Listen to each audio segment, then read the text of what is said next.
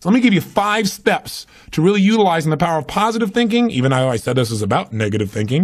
And then let me show you how to use negative thinking in an assignment, how to make negative thinking something that's useful for you. So step number 1, decide to develop the habit right now, the habit of focusing on what's right in your world instead of what's wrong. The habit of focusing on what you do have instead of what you don't have in a situation. And as basic as that is, and as well as you know it, you've got to make it a habit. Because those habits form the chain of your ultimate character, of who you become and how you end up living your life. We've got to condition ourselves, because if we don't, we'll go back to the automatic state that most people live in today's society. The way to develop the habit is to go on a mental diet. I did this several years ago. As positive as I was, and I was going through unbelievable pain at the time. I'd had some major disappointments, some frustrations. I felt like I'd given it all. But what turned me around is one day I picked up this book called The 7-Day Mental Diet. It was a little tiny little booklet. And all the booklet really did was, for about 12 of the 14 pages, it challenged me to really see if I could really truly, for 7 days, live my life without one negative thought. And it kept saying throughout the book, now don't just say, yeah, I can do it, and don't just say, I'm going to do it. Think for a while before you commit to this. Don't actually commit unless you're really going to do it for 7 straight days, no matter what. It doesn't mean you don't have a negative thought. It just means that if you have a negative thought, you don't speak it. You set it aside. You forget about it. Or you replace it. If you say something negative, you go erase. What I really mean is this. Or you say, that's not what I mean. Here's what I mean is this. And you immediately focus on something good. It's not that nothing negative ever comes out. It's that you immediately do not allow yourself to hold a negative feeling, a negative thought for 7 straight days, day and night, even when it gets tough, even when somebody disappoints you, even when you get frustrated, even when you give your all and it still turns up lousy. Listen, if all I did was rant and rave on this tape and you didn't listen to anything else I said, but you took on this 7-day challenge, you can't believe what it'll do to your life. Now, I got to tell you, when I first read the book, I thought, wait a second, being positive isn't going to change my life. I got to deal with the real problems around me, those real challenges that are out there. I don't want to just be positive. Somebody says, how's it going? I go, I'm doing great. And they go, why? You go, I don't know, but I just feel good. I don't want to be that way. I want to be real. I want to be on top of things. But you know what? I thought, wait a second. I can be positive about solutions. I can still notice that there's some challenges out there without being negative about it. I can look at the challenges and say, okay, here's what's good about this. Here's how we can use this. Here's how we can turn this thing around. And continue to focus on that. So I took on the challenge for 7 days, changed my life. Now, by the way, one of the keys is you have to have 7 straight days of being absolutely positive. Not one negative thought, not one negative expression that you hold on to. Got to let go of it immediately. If you do not do this, if you're 3 days into it and you do well, and then you have a bunch of negativity, you got to start over. And you know what? After you go about 4, 5, 6 days in a row doing really well, something major negative is going to happen. How's that for some positive programming? But what it is a test to see how committed you really are. I'll tell you something, after 7 days, you feel like a different person. People around you respond to you like you're different as well. All you want to do is establish the habit of noticing what you do have instead of what you don't have. Noticing what's great about a situation versus what's not great. Focusing on solution instead of problems. That's what changes your life. Here's key number 2. Instead of judging yourself and others, decide, remember these are decisions, decide right now to become curious instead of judgmental.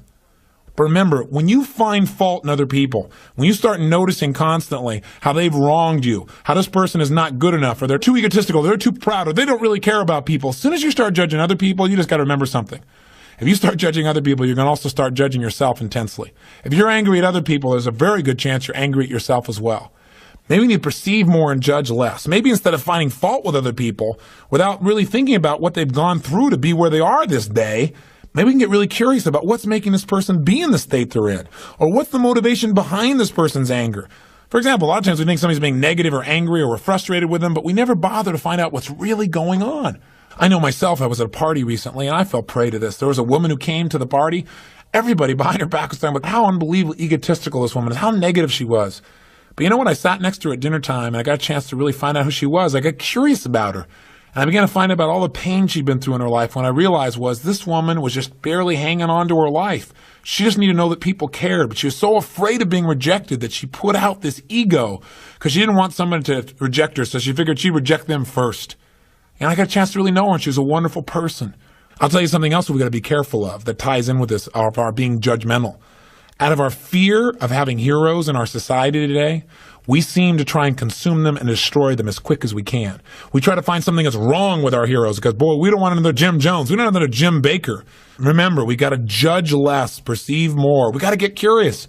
Instead of living in a society where we're so afraid We're so afraid to believe in anything or anyone that we believe in nothing at all, and we lose our power of positive thinking. We try and protect ourselves from things we maybe not even need to protect ourselves from.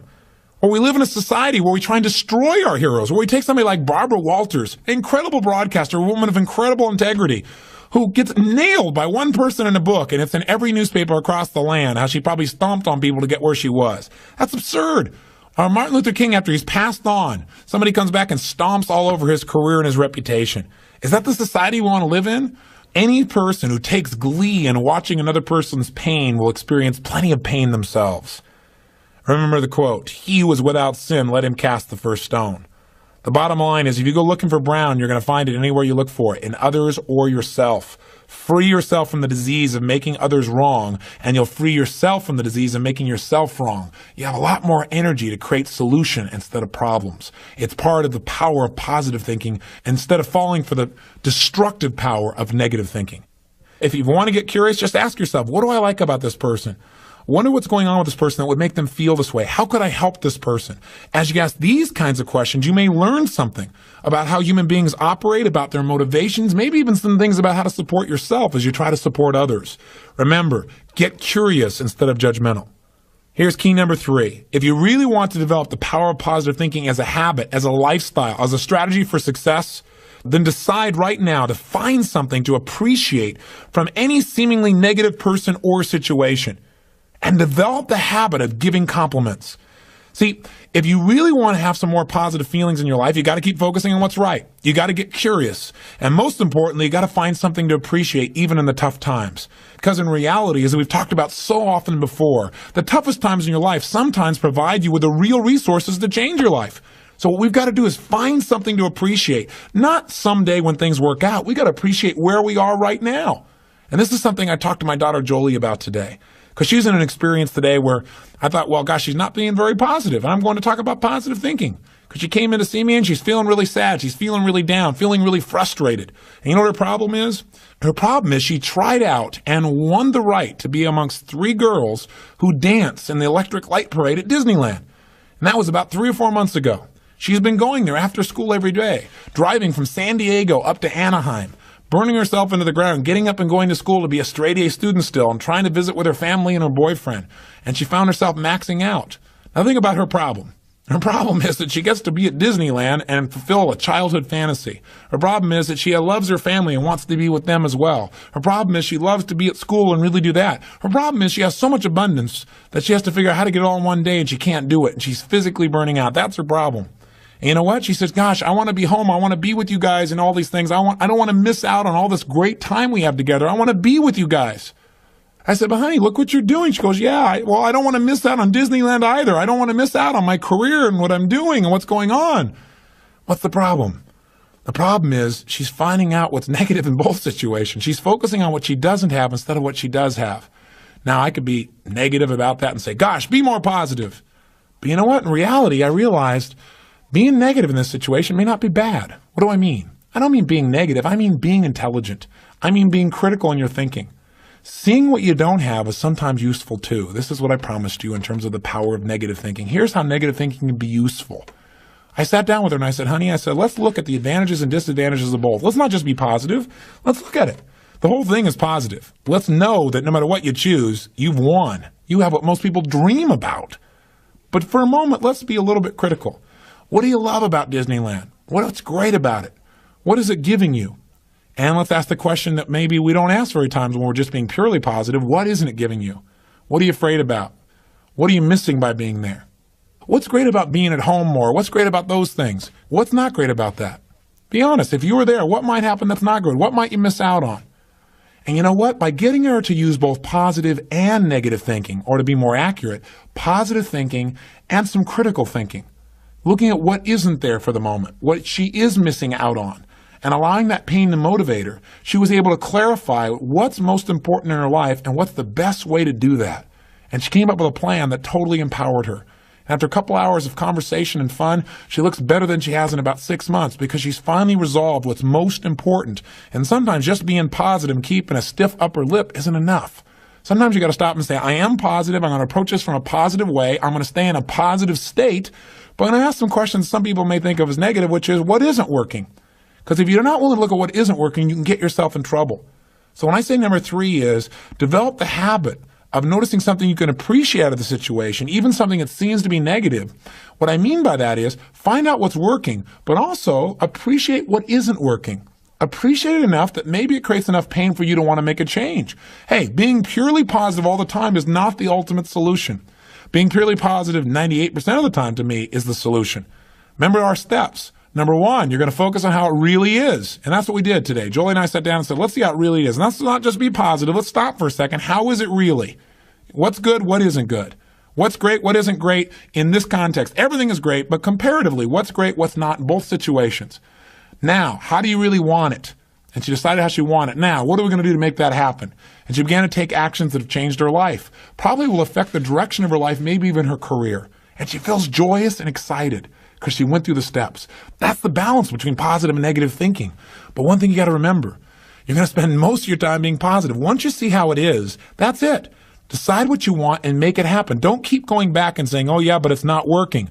See, balance doesn't mean you spend 50% of your time positive and 50% of your time negative. Remember, balance on a human scale is a little different. Negative experiences are dense, and it doesn't take a lot of those focuses of negative to weigh a lot in your life.